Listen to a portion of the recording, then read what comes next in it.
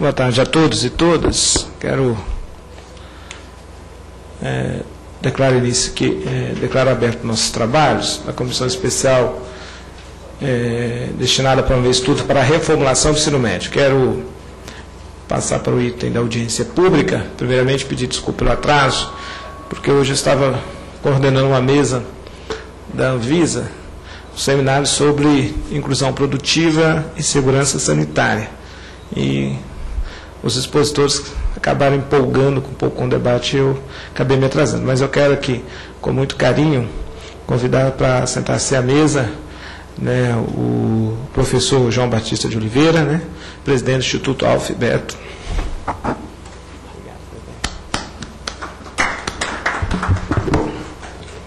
Quero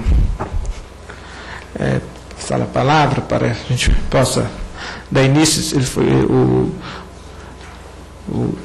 foi convidado a estar na nossa comissão pelo deputado Raul, no dia do requerimento número 16, e é uma alegria enorme poder recebê-lo aqui. Então, com a palavra, o nosso professor João Batista de Oliveira.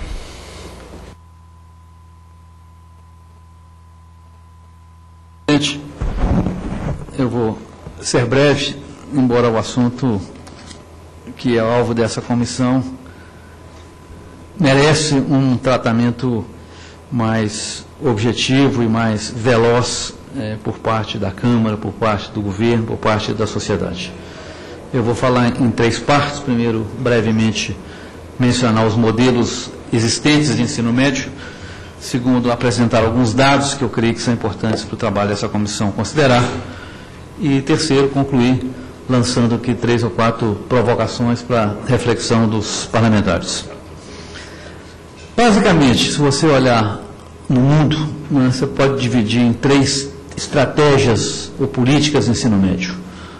Uma que é usada na maioria dos países, que é a diversificação do ensino médio, num contínuo entre mais acadêmico e mais profissional. O segundo modelo, que é o modelo norte-americano, da escola chamada compreensiva, em que você tem tudo dentro de uma mesma escola, alguma diversificação, mas dentro de uma escola. E o terceiro, que é o patinho feio, solitário, que é o Brasil, em que todo mundo tem que ir para a mesma escola, e não existe praticamente o ensino médio técnico na forma que já existiu ou como existe em outros países. Então, basicamente, também no ensino médio, o Brasil se diferencia do resto do mundo, e como em todas as coisas que ele se diferencia do resto do mundo, em geral, está associado a uma penalização da sociedade, a uma distorção das políticas públicas. Então, basicamente, em termos de modelo, é o que nós temos. Em termos de dados, eu pediria sua ajuda aí, por favor. Esse primeiro quadro mostra exatamente isso que eu acabei de falar, que é a taxa de matrícula segundo o nível de ensino, e aqui mostra a porcentagem de alunos que nos vários países frequentam o ensino médio não acadêmico, o ensino médio profissionalizante, profissional, nas suas várias dimensões. E as poucas exceções que chamam a atenção aí é o Japão, que tem 24% de ensino técnico, mas o Japão, como sabemos todos, ao final da Segunda Guerra foi administrado pelo general Montgomery, que impôs o sistema norte-americano, então ele se ressente até hoje do sistema um pouco híbrido que tem. E o Reino Unido, que tendo optado desde o início do século XIX por uma economia de serviço, nunca desenvolveu muito o seu lado industrial, onde estavam associados mais as escolas técnicas, e só aos poucos ele está se ajustando a esse novo mundo. Mas, de modo geral, na maioria dos países, e essa tendência não tem mudado desde o advento da industrialização moderna da tecnologia, a quantidade de pessoas que, no nível de ensino médio, são acolhidos em instituições especializadas no ensino mais voltado para o mercado de trabalho. O segundo quadro chama a atenção por ser a economia mais desenvolvida do mundo, que os Estados Unidos, e ele mostra a distribuição ocupacional dos adultos. E esse quadro nos mostra alguma mudança importante entre os anos 79 e 2009, nos últimos, portanto, 40 anos. E, obviamente, a grande redução foi no nível de serviço público. O nível técnico continua mais ou menos igual, com um pequeno aumento. Mas ele mostra claramente a tendência das economias mais desenvolvidas, que é exigir mais pessoas do nível profissional do nível superior. No total, não é a maioria da população, mas claramente é uma sinalização importante. O terceiro quadro nos mostra a taxa de emprego de pessoas nos países da OCDE, com nível ensino vocacional e ensino geral, educação acadêmica, não é isso que chama no Brasil o ensino acadêmico. E como se vê, na maioria dos países tem mais gente empregada que tem formação profissional do que tem apenas a formação geral. Quer dizer, são pessoas que pararam no meio do caminho. Aqui não se inclui aqueles que foram para o ensino superior. Mas, de novo, mostra que nas economias mais dinâmicas do mundo, as pessoas que têm uma formação profissional têm mais chance no mercado de trabalho.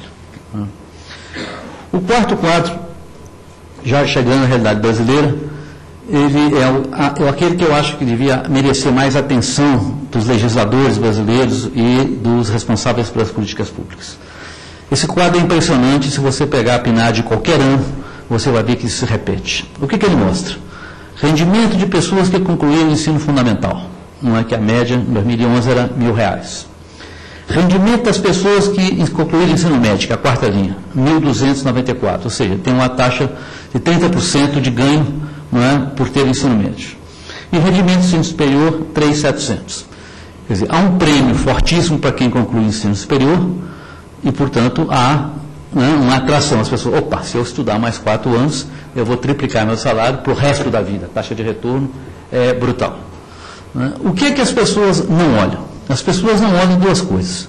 Primeiro, que esse prêmio enorme para o ensino superior, ele só existe porque tem pouca gente no ensino superior. A hora que tiver muita gente com ensino superior, haverá um nivelamento, então o diferencial vai se reduzir, como já é pequeno o diferencial hoje do ensino fundamental para o ensino médio. Mas o dado que chama mais atenção para uma política de ensino médio são a segunda e a terceira linha. Quer dizer, o que o mercado de trabalho está dizendo quando ele paga menos para uma pessoa que tem 9 e 10 anos de escolaridade do que quem tem 8? Ele está dizendo o seguinte: essas pessoas que entraram no ensino médio, possivelmente, se tivesse feito outra coisa na vida, estariam melhor de vida. Quer dizer, e essa é a fábrica que as políticas públicas no Brasil criam a cada ano, ao expulsar do ensino médio, ao longo de 3 anos, 40% a 45% daqueles que nele entram. Quer dizer, essa cegueira do governo, do legislativo, para esse problema, isso não é feito por Deus, isso é criado pela mão do homem. Não é? Ele penaliza aquelas pessoas que poderiam se beneficiar de outros tipos de educação, mas que perdem, inclusive em salário para o resto da vida, ao serem obrigadas a entrar num tipo de escola que não tem nada a ver com a aptidão dela, com a condição dela. Então, esse quadro, senhor presidente, eu acho que mereceria uma análise mais aprofundada dessa casa, porque isso é obra do homem, isso não é um castigo de Deus para o nosso país. O outro quadro mostra a composição da força de trabalho do Brasil e a evolução disso em 20 anos, 1990 para 2011, que é o período em que nós sofremos o maior impacto da tecnologia no mundo do trabalho. O que a gente observa nesse dado?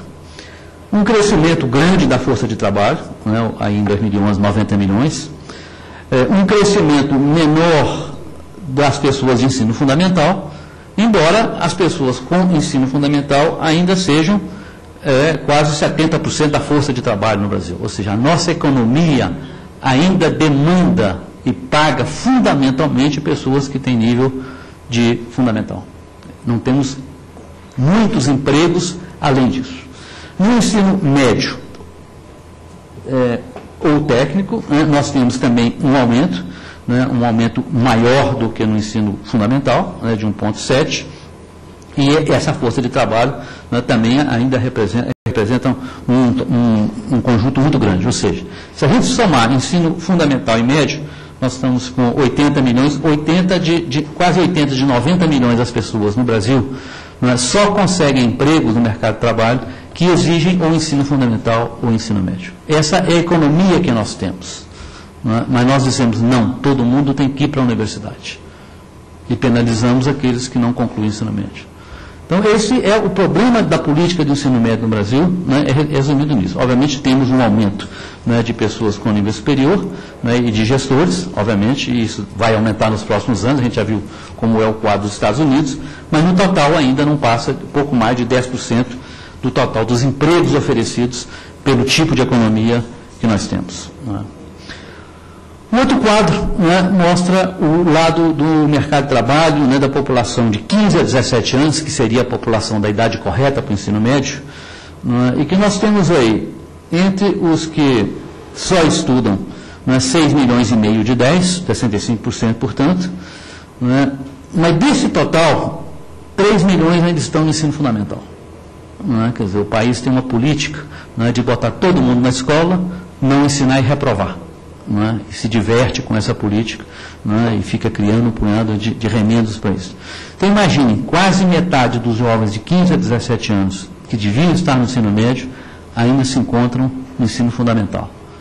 Né, depois você tem, né, um outro tanto no ensino médio, né, alguns que estão só no ensino médio, uns que só trabalham, que já saíram do ensino, e a turma dos nem trabalha nem estuda, né, que chega quase a 1 milhão, né, e que são candidatos à marginalidade em todos os seus tipos, excluídos do mundo da escola, excluídos do mundo do trabalho. Né.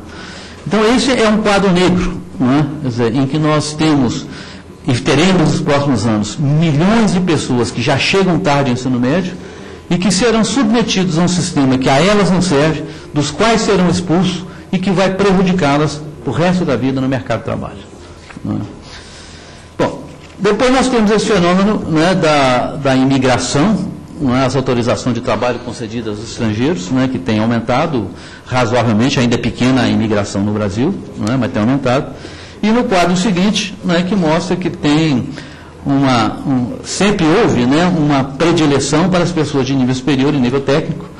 Então, enquanto no Brasil nós menosprezamos o ensino técnico, nós damos visto para pessoas de fora com ensino técnico em muito maior número do que os outros. Então, aí também se revela ou a cegueira ou a hipocrisia, né, da política pública em relação aos brasileiros. Nós premiamos os de fora com isso, mas não queremos que os nossos tenham isso. Né?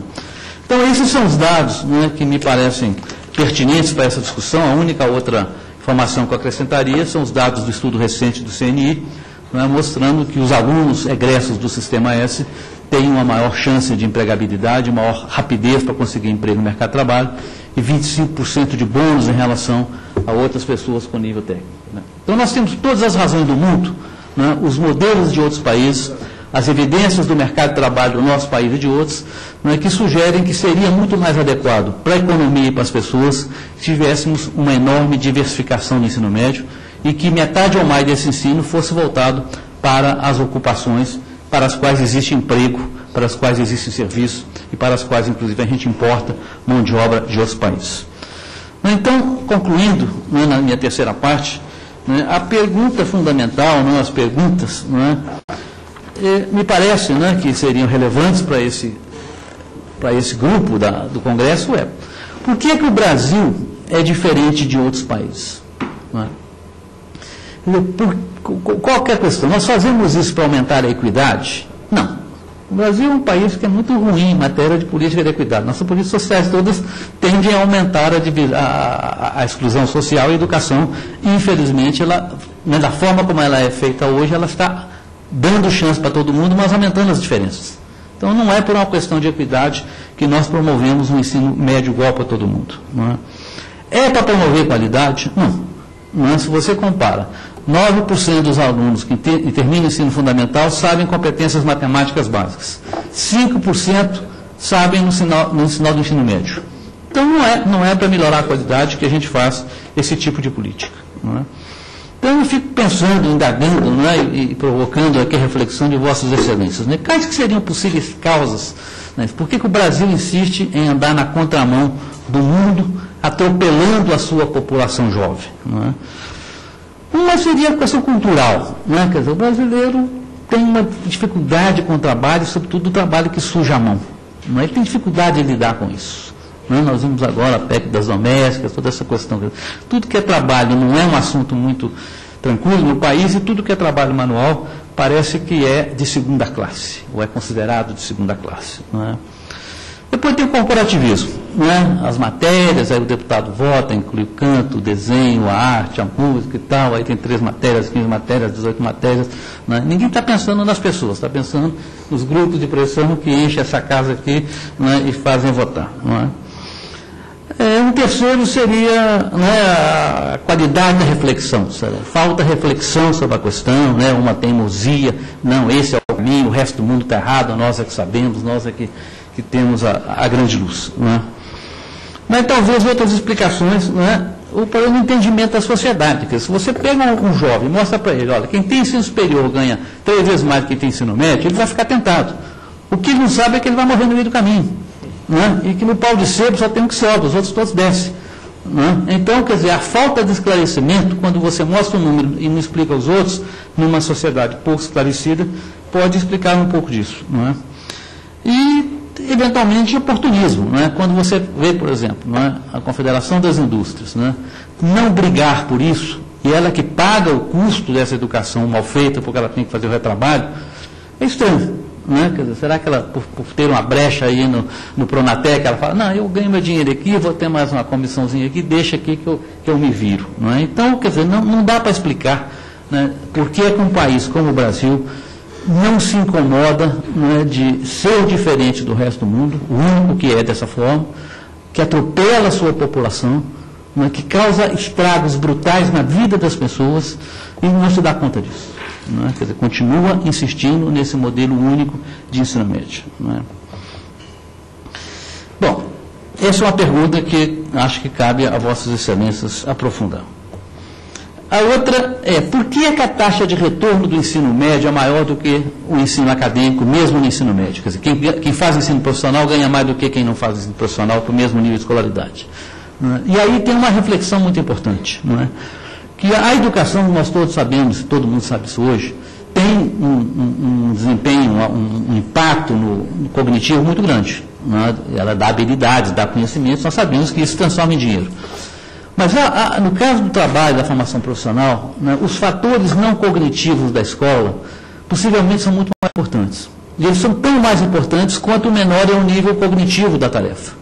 Ou seja, quanto mais manual, quanto mais operacional, quanto mais técnico é um trabalho, mais o comportamento, a habilidade, a disciplina, as normas é importante para o sucesso profissional. E o que acontece? A escola técnica boa, a escola profissional boa, o sistema de aprendizagem bom, ele ensina muito esses valores. A escola acadêmica não ensina esses valores. E muitas vezes perverte esses valores. A escola pública brasileira, de modo particular, é extremamente perversa nesse sentido. É uma escola que não valoriza a pontualidade, que não valoriza a exação, que não valoriza o cumprimento dos deveres. Como é que você vai formar uma força de trabalho que foi formada num contexto em que essas coisas não são valor, em que a disciplina, o respeito, etc., e que são fundamentais para o sucesso no mundo de trabalho?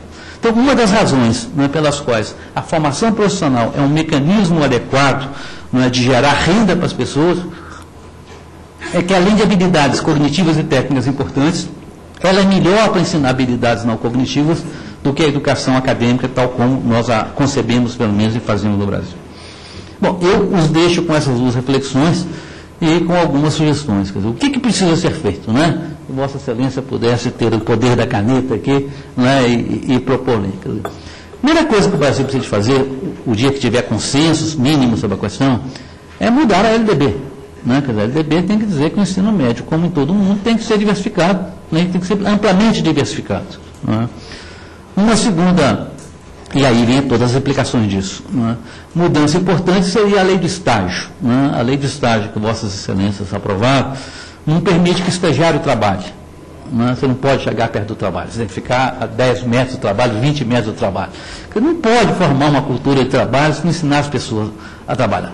Nós temos que perder o medo, a vergonha de trabalhar. Né? O trabalho é uma coisa nobre, honrada, aprende-se com o trabalho. Né? E o empregador não é, por definição, um vilão que está querendo explorar todo mundo. Há leis para proteger essas coisas, mas a lei que proíbe o estagiário de chegar perto do trabalho é uma lei que é contra a sociedade, né? E que precisaria ser revista, e ela está nesse contexto do ensino médio. Né?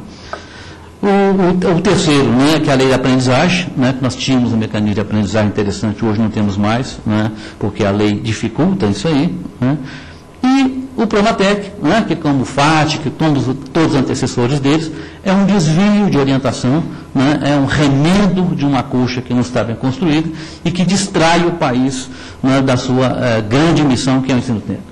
Hoje, quando você vê lá na ponta o Pronatec, né, é a crônica da morte anunciada, não faz de conta, uma gastação de dinheiro apressada, né, sem nenhum controle, sem nenhum objetivo, e que, como o FAT, né, seus antecessores todos, né, como já é sabido, não vai levar a lugar nenhum. Agora, o mais importante não é o desperdício de dinheiro, isso acontece em todo lugar, é que distrai o país, né, do problema da formação do ensino médio, da juventude, do crime que se comete, né, do extermínio que se comete, ao forçar o país a ter um programa único de ensino médio, né, em nome de uma tal educação geral, e que, no meio do caminho, atropela mais da metade da sua população. Né? Então, eu sempre que recebo esses convites da Câmara, venho, né, mesmo sabendo que isso é uma política muito difícil de mudar, não é muito difícil no momento, mas, pelo menos, à disposição de Vossas Excelências de abrir o debate é meritória e agradeço muito por essa oportunidade. Muito obrigado.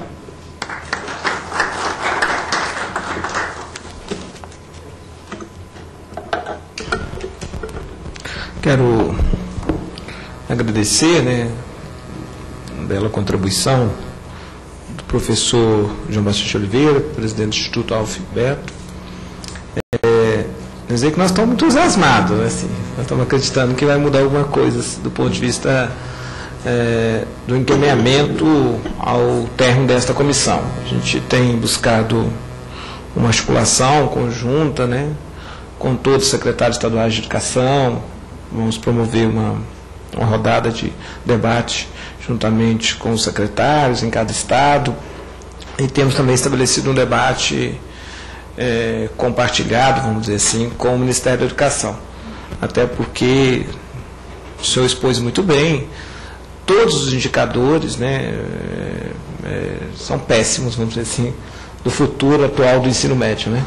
Seja do resultado, né, da avaliação, né, que é 3,5 na média no Brasil, seja da capacidade de aprendizado da português, da matemática, né, que também, e também do ponto de vista salarial, conheci um pouco esses indicadores, né, do futuro, da perspectiva, né, a maior escolaridade de quem para no metade do ensino médio, que é metade, né, porque a metade não dá conta de chegar, e a outra metade para no meio, né, que demonstra também que ele é meio chato, né, assim, meio sem sentido, né, ou pouco atraente. Então, estamos aí um pouco entusiasmados nesse sentido. Então, quero dizer que esta contribuição muito positiva para o nosso debate, né? Eu acredito que a Lei de Diretriz da Educação, na verdade, no seu artigo 35, trata um pouco sobre o que o senhor defende, do ensino médio diversificado. Eu acho que a implementação da LDB, ou a interpretação, que está um pouco equivocada, né? Porque no artigo 35 diz que a escola básica, o ensino médio, é a etapa final da escola básica. E como etapa final teria que cumprir no mínimo 3 finalidades, né? Que é, de fato,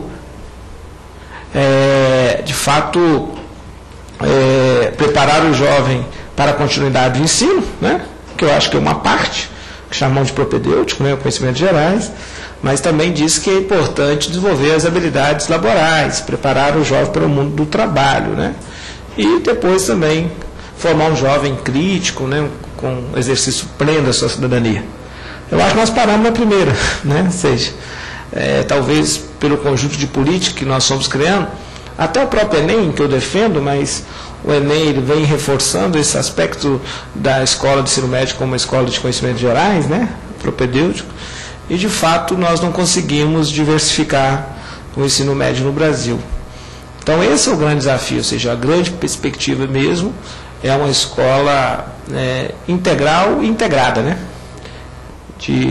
Do ponto de vista da sua formação. Talvez seria uma decisão correta para esse momento da história do Brasil. Mas concordo também que temos uma crise no Brasil, que eu chamo de síndrome do doutor, né? Nós valorizamos demais a academia, né? Nós valorizamos demais a universidade. e a universidade, do outro lado, muito distante da sociedade, né? É o que a gente costuma dizer, fechada dentro dos seus muros, né? Pouco se faz da aplicação do conhecimento. Isso também faz a universidade cada vez ficar mais distante do seu povo, apesar que há um movimento permanente de fazer a aplicação do conhecimento, mas ainda um pouco distante, né? Eu acho que o modelo que o governo criou dos institutos federais é um modelo interessante, né? Que é um modelo voltado para a escola integral. É evidente que não tem uma política forte de ampliação, que faz parte do Pronatec, né? Já ampliamos aí 4 vezes o número de instituições existentes nos 100 anos da República, né? É um modelo que busca, de fato, fazer essa escola integral integrada, mas é evidente que é um modelo que tem um custo muito superior, né, às escolas de ensino médio sob coordenação dos estados. Então, eu mesmo tenho discutido e defendido que talvez seria interessante a gente ampliar o modelo de escolas técnicas no Brasil com uma concepção de cumprir um papel de transição do modelo, porque mesmo que a gente promova a mudança curricular, pedagógica, diversificado, eu acho que tem problema na raiz, que é como são formados nossos professores, nossos educadores. O senhor mesmo levantou, né? A nossa licenciatura era disfarçada de bacharel, né? Então há uma dificuldade grande. E não temos ainda nas redes estaduais, que são responsáveis pelo ensino médio, uma carreira de professores na parte tecnológica e profissionalizante. Então nós teríamos aí um grande desafio. De repente, a ampliação da nossa rede federal para cumprir uma função da parte tecnológica seria um passo importante nessa transição, que na verdade o Pronatec, do ponto de vista dos cursos subsequentes, Bolsa Formação, busca fazer, mas concordo plenamente com o senhor que não é para resolver ir no centro do debate, né? É para fazer uma resposta imediata perante uma necessidade de mão de obra no país, que todos os setores industriais têm dito em pesquisas. Eu vi uma pesquisa da Confederação Nacional da Indústria, que o problema no Brasil, pela primeira vez, no olhar dos empresários, não é mais a questão do juro, não é mais a questão do crédito, e sim uma preocupação na falta de mão de obra qualificada para a continuidade do desenvolvimento econômico no país. Portanto, eu quero aqui, de fato, agradecer, né, a bela contribuição. Queremos contar com a participação do senhor no final desse debate, a gente podendo estar dialogando, e quero passar aqui a palavra, posso sim, com a palavra o professor João Batista, depois vamos abrir para os demais deputados. Não, muito obrigado. Eu queria só comentar 2 aspectos da sua fala. Quer dizer, essa questão do ensino integral integrado não dá certo. Quer dizer, toda a evidência que existe no mundo, o Banco Mundial fez uma pesquisa muito grande comparando modelos, isso tem a ver com aquela questão do ethos da formação profissional. Quer dizer, quando você pega os 3 modelos, o que é acadêmico, o que é profissional, o que é integrado, o integrado perde em todos os sentidos, em todas as comparações. Quer dizer, isso é o problema da água e óleo, não mistura. Quer dizer, água e óleo não mistura. O problema que tem por trás